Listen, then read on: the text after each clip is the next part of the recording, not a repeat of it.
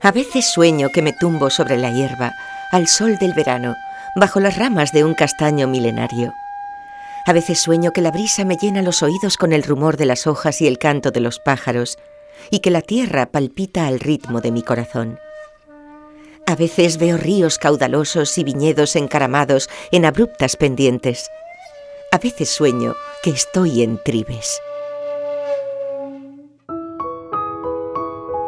Tribes, cercada por gigantes, los cañones del Sil al oeste, los bosques infinitos del Courel al norte, las cimas de Penatrevinca al este, las montañas del Parque Natural de Oinvernadoiro al sur. Y ahí, en el centro de Ourense, en el corazón de Galicia, la terra de Tribes. La comarca está formada por 4 municipios: Chandrexa de Queixa, Manzaneda, Pobra de Tribes y San Xoán de Río. Tierras altas, recias, repletas de tesoros. Bosques centenarios, profundas gargantas, caminos y puentes que brotan de la historia, pequeñas aldeas, montañas de nieve. Tesoros botánicos tan fascinantes como la fraga de San Xoán do Río, en el municipio del mismo nombre. Un impresionante manto vegetal de robles, arces, rebollos, abedules y castaños centenarios que tapiza las márgenes del río Navea. Un paraíso salpicado de regatos y cascadas, escenario perfecto para dejarse llevar por el simple placer de caminar, de recorrer sus senderos mientras los oídos se llenan del rumor del agua y el aliento de la vida. Tesoros como el Souto de Rozavales, en el municipio de Manzaneda, un bosque adhesado de castaños que ha sido declarado monumento natural por la Xunta de Galicia y que contiene ejemplares muchas veces centenarios. El abuelo de todos es este castaño de Pumbariños, con un perímetro de más de 12 metros, del que se cree que ronda los 1000 años. Impresiona pensar que este coloso vegetal ya ofrecía sus castañas a los habitantes de estas tierras allá por el año 1000, cuando muchos pensaban que se acercaba el fin del mundo. ¿Cómo sería el paisaje que le vio nacer? Aquí, bajo las ramas de tan asombroso ejemplar, da la sensación de que el mundo, este mundo al menos, no ha cambiado demasiado. Tierras altas, decía, cargadas de tesoros botánicos que nos llenan los ojos de verdor. Pero no solo botánicos, también tesoros hídricos, porque esta es sin duda una tierra de aguas salvajes que crean algunas de las gargantas más profundas del relieve gallego, gracias a la dureza del material geológico de sus cuencas. Tierra de ríos, como el Sil, el gran fecundador, portador de agua y oro. El Vivei, de orígenes zamoranos, el principal afluente del Sil que se alimenta de las nieves altas de Penatrevinca. El Navea, que desde la serra de San Mamede baja impetuoso y bronco, y que vierte sus aguas en el Vivei. O el San Lázaro, que nace a 1740 metros de altitud en la serra de Queixa y que aporta sus aguas al Vivei.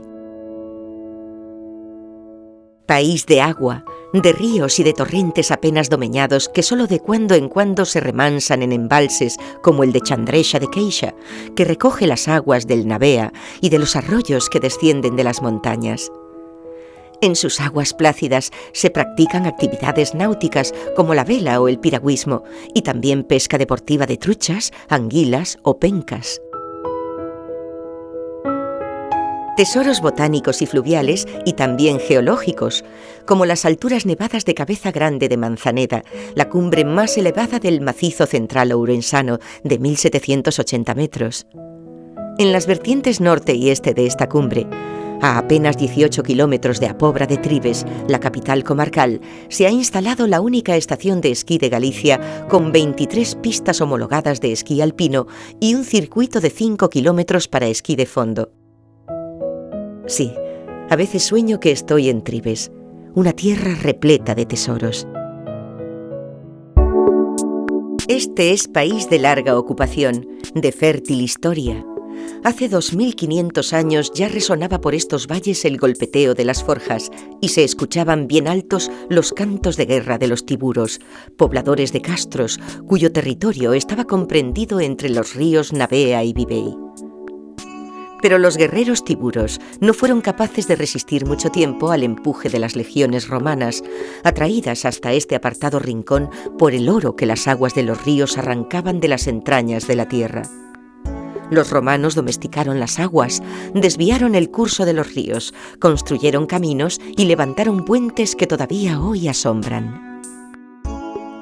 Algunos de gran tamaño y sólida arquitectura, como este sobre el Vivei, el puente romano mejor conservado de Galicia, construido posiblemente en tiempos del emperador Trajano, con 3 arcos de medio punto que soportan una calzada de 6,5 metros de ancho por 75 de largo, el tamaño adecuado para que lo atravesaran las legiones romanas. Cuesta hacerse a la idea de que 1900 años después sigue en uso, como si no hubieran pasado los siglos por él. ¿Cuántos de nuestros puentes actuales seguirán ahí dentro de 2 milenios? Otros son más humildes, pero también orgullosos, como este de Ponte Navea, que con sus 30 metros de largo y sus casi 4 de ancho, permite salvar las aguas bravas del Navea y las escarpadas laderas de sus márgenes. Aunque el actual bien pudiera haber sido construido en la Edad Media sobre un primitivo puente romano que, según apuntan los indicios, pudo tener 2 arcos y el doble de ancho. Por cierto, que se cree que aquí, a su vera, se hallaba la antigua capital de los tiburos, Nemetobriga, considerada por algunos historiadores el principal centro religioso de la Hispania celta. ¿Quién sabe? A menudo el tiempo se entretiene jugando con la historia, transformando hechos en leyendas y viceversa, como en un juego de espejos infinito. Quizá ese antiguo castro se levantara justo aquí, alrededor de esta humilde capilla de la Encarnación, construida en la Edad Media sobre un antiguo templo romano. La capilla actual delata por la cruz de su fachada su pertenencia a la Orden de Malta, una orden de caballeros guerreros que se encargaba de proteger a los peregrinos que por aquí se dirigían a Santiago. Puentes romanos soberbios y bien armados, pero también puentes humildes, hermosos por su modestia y su practicidad, como el Ponte Cavalar sobre el río homónimo, muy cerca de Apobra de Tribes, reconstruido en el siglo XIX. Y el más humilde de todos, que también es soberbio a su manera, el pequeño puente de Previsa. Este no es ya romano, aunque quizá fuera construido sobre otro de ese origen. Su simplicidad es tal que le basta una losa de granito de 3 metros apoyada sobre sillares irregulares para salvar el regato de Casteligo y crear un entorno tan fantástico como atractivo, tan recóndito como misterioso. Los puentes, a la vista está, salpican la terra de Tribes y hacen practicables sus escarpas. Salvan gargantas y dan continuidad a una gran obra de ingeniería.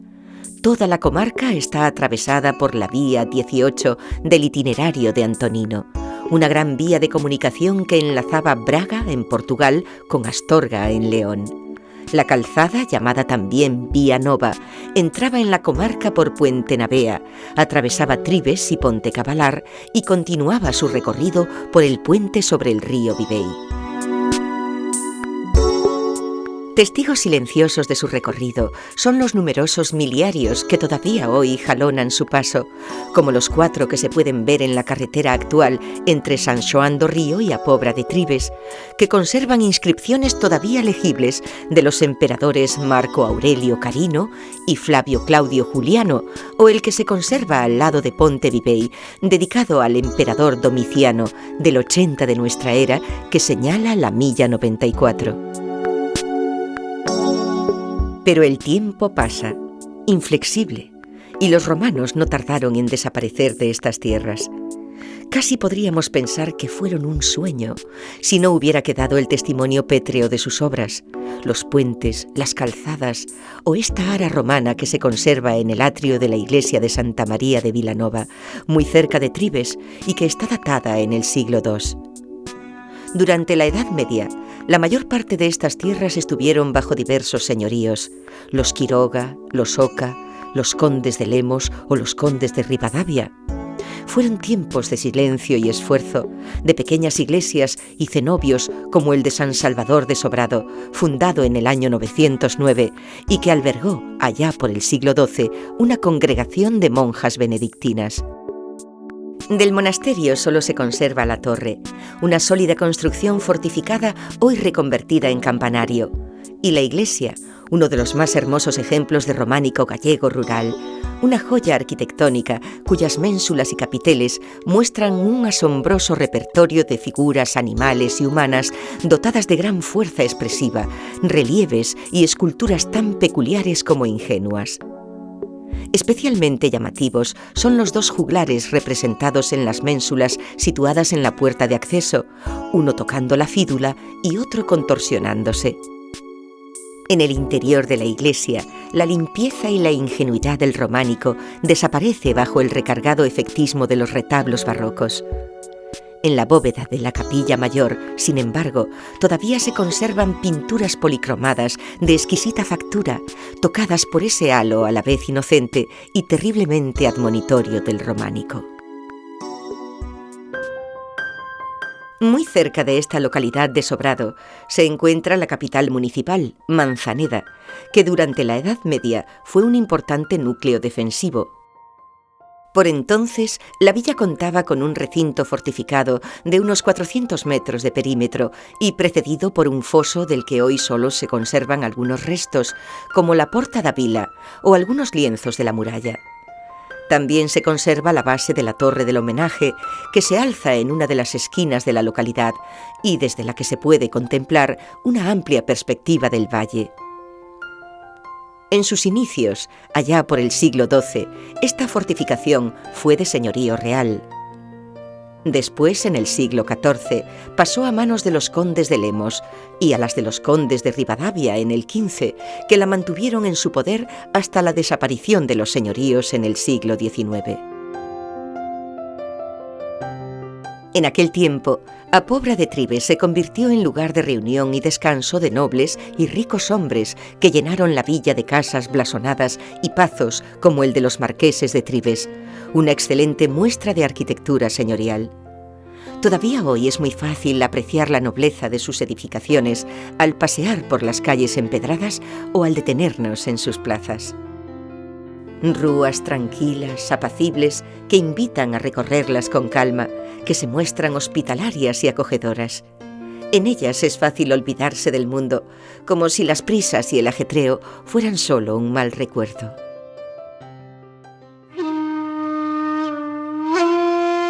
Y es que aquí, en la terra de Trives, recorriendo sus bosques, nadando en sus ríos, ascendiendo a sus montañas y descubriendo sus tesoros, da la impresión de que el corazón se acompasa con la savia de los árboles, como si cada latido fuera el paso de un caminante que vaga por el tiempo. Por eso, a veces sueño. A veces sueño que estoy en el centro del mundo, en la terra de Trives, donde palpita la vida.